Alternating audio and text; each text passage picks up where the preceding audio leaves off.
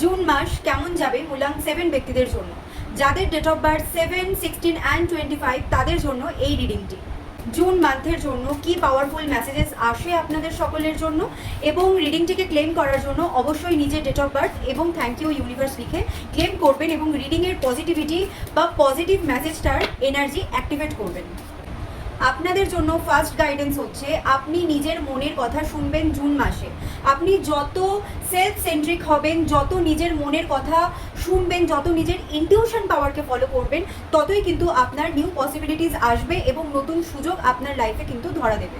নিজের ইনটিউশন পাওয়ারকে অনেক বেশি কাজে লাগান, নিজের মনের কথা শুনুন, বুঝুন নিজেকে এবং সেই মতো করে এগিয়ে যান। তাহলে কিন্তু অবশ্যই নতুন পসিবিলিটিস আপনাদের কাছে আসতে চলেছে এবং লাইফের নতুন ফেজ শুরু হতে চলেছে। তো অবশ্যই নিজের মনের কথা শুনবেন এবং নিজের মতো করে চলবেন জুন মাসটায়।